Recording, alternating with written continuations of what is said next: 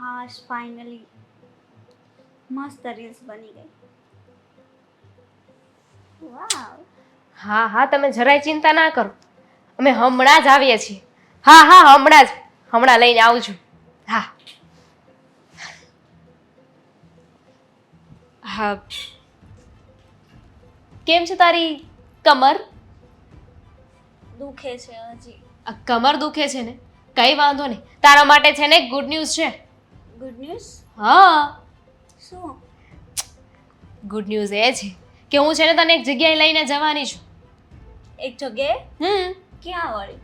જ્યાં તને બહુ જ ગમશે અને તારી જેટલી પણ પ્રોબ્લેમ છે ને એનું સમાધાન થઈ જશે. એવી વળી કઈ જગ્યાએ લઈને જવાના છે? દવાખાને. આ તને કમરમાં બહુ દુખાવો થાય છે ને, કામ કરવાનું થાય ત્યારે તને કમરમાં દુખવા લાગે છે, તું બીમાર પડી જાય છે, એટલે મેં નક્કી કર્યું છે કે એક સારા ડોક્ટર પાસે આપણે જવાનું છે અને તારું આખા બોડી ચેકઅપ કરાવી નાખવાનું છે. પણ ભાભી, હું તમને શું કહું છું, થઈ જશે થોડા દિવસમાં સારું. મારે રિસ્ક લેવું જ નથી. આ ન કરે નારાયણ, અને ક્યાંક વધારે દુખાવો થઈ ગયો તો, વધારે મોટી બીમારી હશે તો આ રાહ ના જોવાય. આવું બધું હોય ને તો તરત દવાખાને જઈ આવે. મેં ડોક્ટર સાથે વાતે કરી લીધી છે, અમારા ઓળખીતા જ છે. એટલે ચાલ ઊભી થા, આપણે જવાનું છે, ચાલ. ભાભી, થોડા દિવસ ખમો ને. ના રે ના, અપોઇન્ટમેન્ટ લઈ લીધી છે, આજે તો જવાનું જ છે આપણે.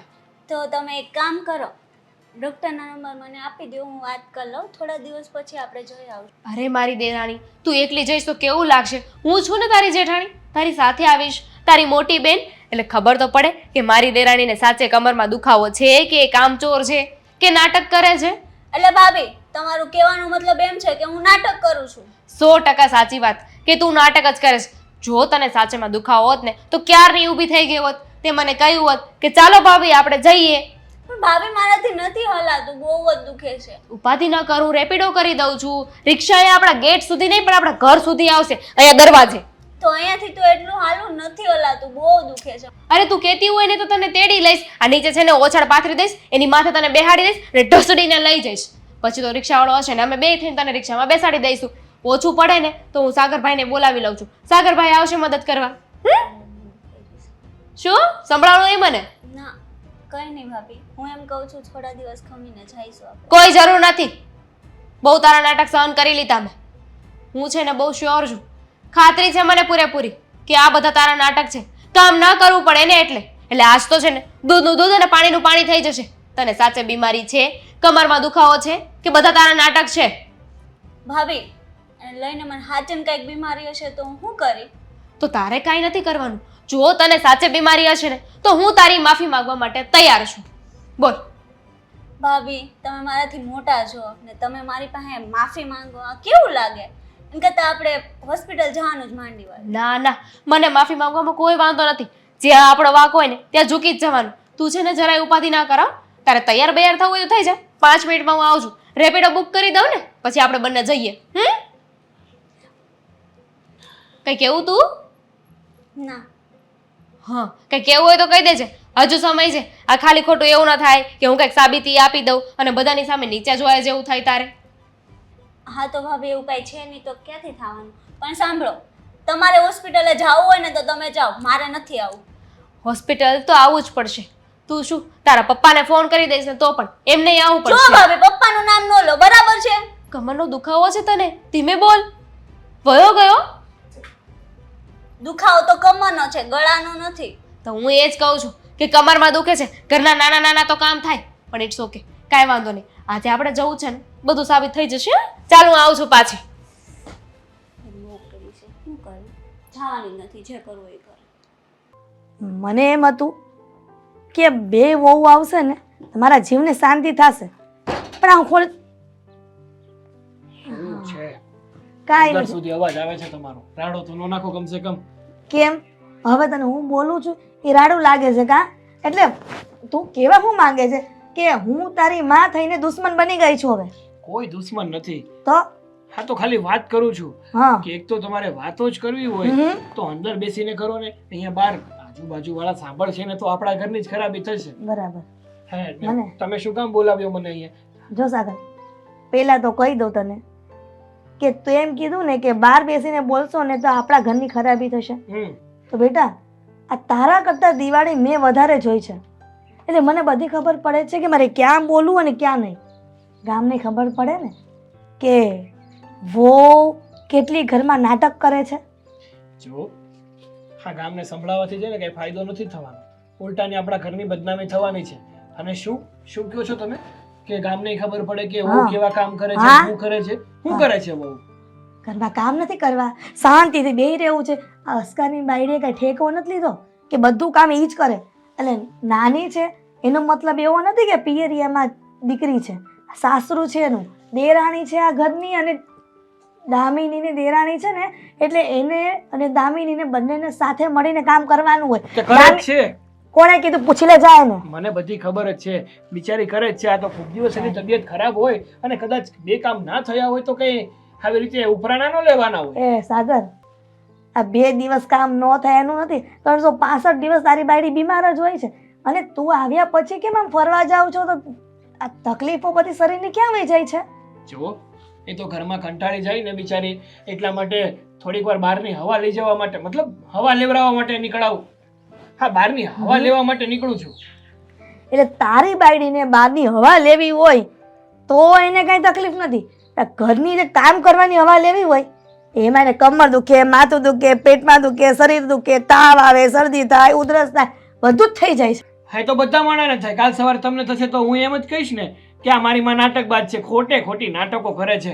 બેટા સાગર, એટલું બધું બાયડીનું ઉપરાણું સારું નહીં. આ માં કહે છે ને થોડું ધ્યાન આપો. અને જો આવું ને આવું થતું રહેશે ને તો અસ્કારને અને દામિનીને બેયને હું નોખા કરી દઈશ. પછી તમે બંનેને પણ છે ને અલગ કરી દઈશ. પછી ખબર પડશે કે કામ કેટલું કરવું પડે ઘરમાં. હા, તે કઈ વાંધો નહીં, થઈ જાય હું અલગ. પૂછી જોજે તાર બાયડીને. ખોટે ખોટી મગજમારીનો પાર નહીં. એક તો ઘરમાં સરખી રીતે રહેવું નહીં અને હા, એક તો ઘરમાં સરખી રીતે રહેવું નહીં અને ખોટે ખોટા ઝઘડા કરવા. આ દામિની ભાભી કઈ ઓછા નથી, ખોટે ખોટા કાન ભરે છે તમારા. કાન ભરવા વાળી હું કઈ નાની કીકલી નથી કે મારા કોઈ કાન ભરે અને હું આ કાન બંધ કરીને કાન વાત નીચે ઉતારીને હું બધાને બાથું. જો છે ને અત્યારે લોકો એવા છે ને કે એવી એવી વાતો કરે ને કે તમને માનવા ન આવતું હોય ને તોય તમે માની જાઓ. અને બીજી વાત કે અત્યારે છે ને દામિની ભાભીના આ દેખાડવાના દાંત અલગ છે ને ચાવવાના અલગ છે. એ બધાની હારે રહે છે એવી રીતે કે જાણે એની જેવું કોઈ માણસ નહીં, પણ હકીકતમાં છે ને એના જેવું ખરાબ માણસ કોઈ નથી. સાગરિયા, બસ કરો. આ તારા મોટા ભાભી વિશે તારે ખરાબ બોલવાની કઈ જરૂર નથી. અને તું એમ કહે છે ને કે મોટા ભાભી તારા નાટકબાજ છે, એ નાટક કરે છે, પણ તારી બાયડીને કોક વાર પરીક્ષા લે છે. જો પરીક્ષામાં પાસ થઈ ગઈ તારી બાયડી તો હું તને કહું, મારે કોઈની કઈ પરીક્ષા લેવાની નથી. મને ખબર જ છે, હું બે આંખે છે ને ઘરમાં જોવ જ છું કોણ શું કરે ને શું નથી કરતો. હું આ ઘરમાં જ રહું છું, કઈ બાજુના ઘરમાં નથી રહેતો. આ ઘરમાં રહે છે, આખો દિવસ નથી રહેતો. એક કામ કર, તારે બધું આ જાણવું હોય ને તો છાનું મારો ખૂફે કેમેરો મૂકી દે. પછી એમાં બેઠો બેઠો તું ઘરમાં હોય કે બહાર હોય કે ગમે ને જોયા કરજે તારી બાયડી કામ કરે છે કે નથી કરતી. હા, હવે ઈ દાડા આવી ગયા ઘરમાં કેમેરા મૂકવાના. કાલ સવારે કોઈક જોવે ને તો કે આ છે ને ઘરમાં કોઈના ઉપર વિશ્વાસ નહીં હોય ને એટલે કેમેરા મૂક્યા છે. વિશ્વાસ તો ક્યાંથી હોય? હું ગામને કહી દઈશ ને કે આ ઘરમાં સાગર દીકરાને વિશ્વાસ છે કે એની ઘરવાળી કામ કરે છે, પણ એના વિશ્વાસને પામવા માટે આ કેમેરો રખાવેલ છે એમ. અને એવા તો ને સારા નથી લાગતા. તું હારો લાગે છે? બાયડીનું ઉપરાણું લે છે. હવે આજકાલની આવેલી બાયડીનું ઉપરાણું લે છે એની કરતાં ઘરમાં મોટા ભાભી માં સમાન કહેવાય, એનું ધ્યાન રાખ. આ મોટા ભાઈ હું ઘરમાં કરે છે એ ધ્યાન રાખ, માનું ધ્યાન રાખ. તને તારી બાયડી છે કોઈ દેખાતું જ નથી. શું કામ દેખાય? પરણીને લાવ્યો છું એને, વગાડીને નથી લાવ્યો અને મારા આધારે આ ઘરમાં આવી છે અને હું એના ઉપર ધ્યાન નહીં દઉં તો કોણ બાજુવાળા લેવા આવશે? વાતો કરો છો તે. મને ખબર છે મારી પત્ની કેવી છે. મારી પત્ની તો દેવી છે, દેવી. દેવી છે ભગવાન જોતી નથી ને. મારે જોઈએ જ છે અને મારે રાખવી જ છે. તમારે ઉપાધિ કરવાની જરૂર નથી. ગુડ્ડી, એ ગુડ્ડી,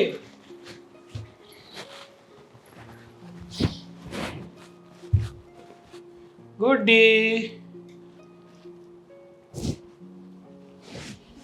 અરે હું એ ક્યાં રાડો નાખતો હતો? બિચારી સૂતી છે, પણ અત્યારે કેમ સૂતી હશે? તબિયત ખરાબ હશે. ગુડી, શાંતિ. હા, શું થયું? અત્યારે કેમ સૂતી હતી તું? કાંઈ નહીં, આ કમરમાં દુખે છે બહુ જ. કમરમાં દુખે છે? હા. મેં તને કેટલી વાર કીધું ગુડ્ડી કે આપણે કોઈ સારા એવા દવાખાને બતાવી દઈએ, તો તું કહે છે કે મારે દવાખાને નથી બતાવવું કારણ કે તારે દવા નથી પીવી હોતી. અરે આવડી મોટી થઈ ગઈ તો તને દવા પીવામાં વાંધો શું છે? એટલી તો શું કામ પીવે છે? અને એકવાર ડૉક્ટરે શું સલાહ આપી હતી કે એકવાર છે ને તમે કમરમાં ઇન્જેક્શન લઈ લો ને તો તમારો કમરનો દુખાવો જતો રહેશે. તો તું ઇન્જેક્શન લેવા પણ તૈયાર નથી. ના સાગર, એવું નથી, થઈ જશે સારું. આમને થોડું સારું થવાનું છે. તકલીફ હોય ને તો એનો ઈલાજ કરવો જરૂરી છે. પણ ગુડી, હું શું કહું છું, એક વાત પૂછું તને, જે પણ હોય ને એ સાચું કે છે, ખોટું ના બોલતી. હા પૂછો ને, એક નહીં બે પૂછો ને. ગુડી, જો મને તો એવું કાંઈ લાગતું નથી, પણ હું શું કહું છું કે મતલબ તારી તબિયત બહુ ખરાબ રહી છે. કોઈ દિવસ તારી કમરમાં દુખતું હોય, કોઈ વાર તને તાવ આવી ગયો હોય, કોઈ વાર તારા હાથ પગ દુખતા હોય છે. મને તો લાગે છે કે તું સાચું જ બોલે છે, તું ખોટું શું કામ બોલે? પણ ઘરના લોકોને એવું થાય છે કે તારે ઘરના કામ નથી કરવા હોતા ને એટલા માટે તું ખોટા નાટક કરે છે, એટલે આ બધા દુખાવા બતાવે છે. શું હકીકતમાં એવું કંઈ છે? એટલે સાગર, તમને પણ એમ લાગે છે કે હું નાટક કરું છું? ના, મને એવું કંઈ નથી લાગતું કે તું નાટક કરે છે. કહું તો છું કે મને તો સાચું જ લાગે છે કે તને હકીકતમાં તકલીફ હોય ત્યારે જ તું એવું કરતી હોય ને, બાકી તું થોડું એવું કરે. પણ આ તો ઘરના લોકો છે ને મને રોજે જ કોઈને કોઈ બોલાવે, કાં તો અશોકભાઈ બોલાવે, કાં તો મમ્મી બોલાવે. આ બધા મને તારી રાવ કરતા હોય છે, કહેતા હોય છે કે ગુડ્ડીને છે ને ઘરના કોઈ કામ કરવા જ નથી હોતા, હંમેશા આરામ કરવો હોય ને એટલા માટે જે અવનવા બહાનાઓ બતાવે છે. માથું દુખે છે, પગમાં દુખે છે, કમરમાં દુખે છે, શરીર દુખે છે. એટલે તને પૂછતો હતો. પૂછો છો કે કયો છો? લાગતું નથી પૂછો છો. તમને પણ મારા ઉપર વિશ્વાસ નથી?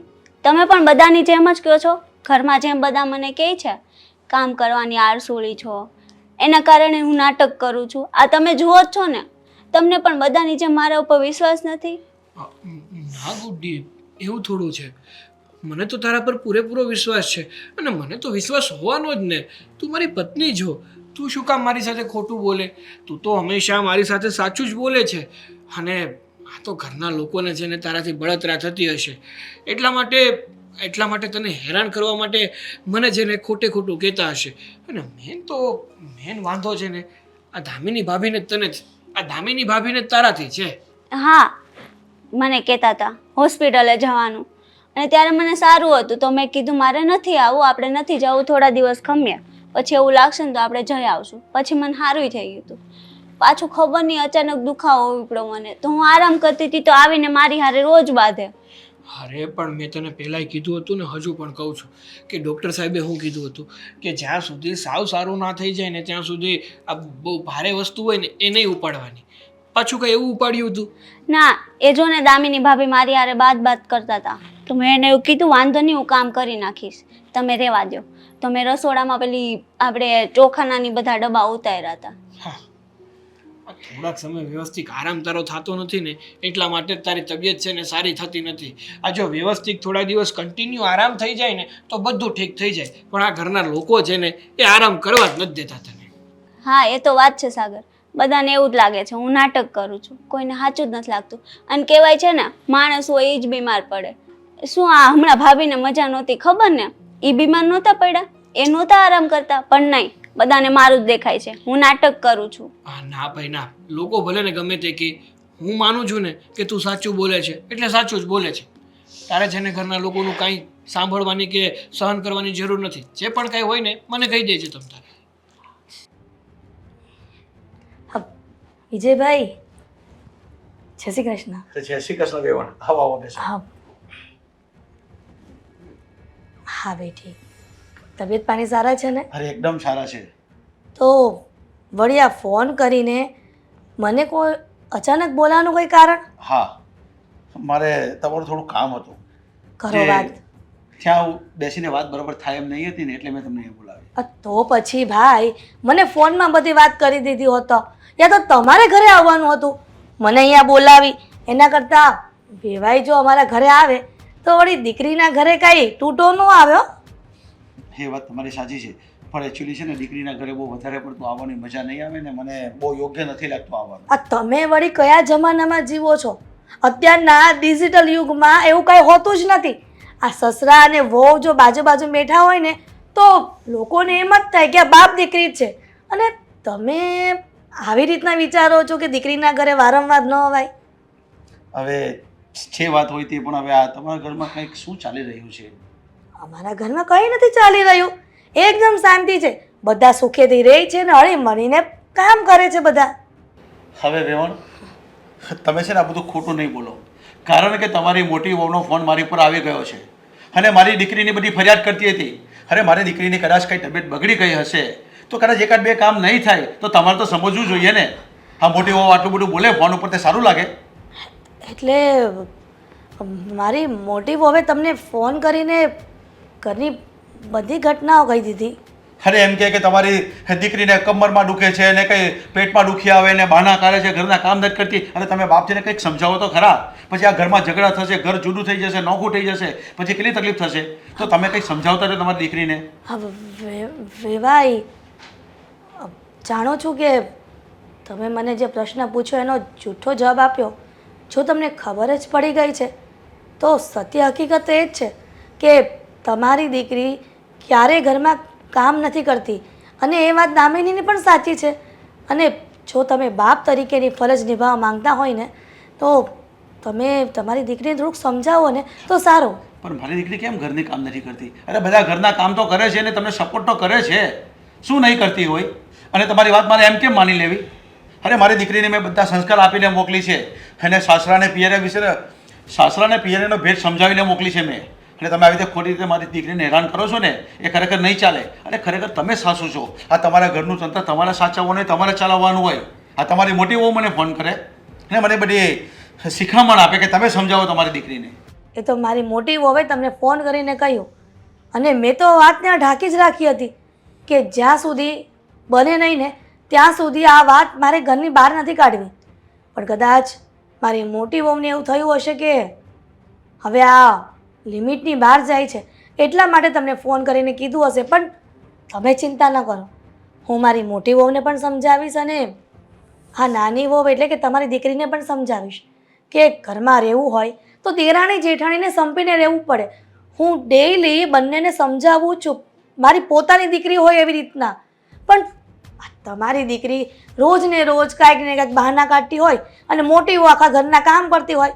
સ્વાભાવિક છે કે મોટી વહુ આખા ઘરના કામ કરતી હોય તો એ પણ માણસ છે, એને પણ થાક લાગતો જ હોય ને. અરે પણ નાની વહુ પણ ઘરમાં તમારી વહુ છે ને એ પણ કામ કરતી હોય ને. તમે બધા ભેગા થઈને કામ કરતા હોય તો હળવળે કામ ઓછું થઈ જશે ને બધાને. તમે એના પર જ વધારે જોર જુલમ કરતા હશો. તમને એવું લાગે છે પણ હજી પણ કહું છું કે હું સમજાવું છું એમને. પણ હજી પણ ગુડીને સમજાવવાનો પ્રયત્ન કરીશું ઘરે જઈને. તમે ચિંતા ન કરો, તમારી દીકરીને કાંઈ દુઃખ નહીં પડે અમારા ઘરમાં. છો મારી દીકરીને કદાચ દુઃખ પડતી હશે ને તો આપણે સહન કરી લે એવી છે. પણ તમે જે કહો છો ને ખોટું છે. મારી દીકરી થાય એટલું કામ તો કરતી જ હશે, પણ તમે કદાચ વધારે પડતું ટોર્ચર કરતો કારણ કે સાસુને એ બેઠવાની હોય, સાથે એને જેઠાણીને બેઠવાની હોય ને તો કદાચ એને સહન નહીં થતું હશે. એટલે તમે હવે છે ને તમારી મોટી વહુનું પણ ઉપરાણું લો છો. હવે એવું લાગે તમારા માથે બંને સરખી જ હોવી જોઈએ. અરે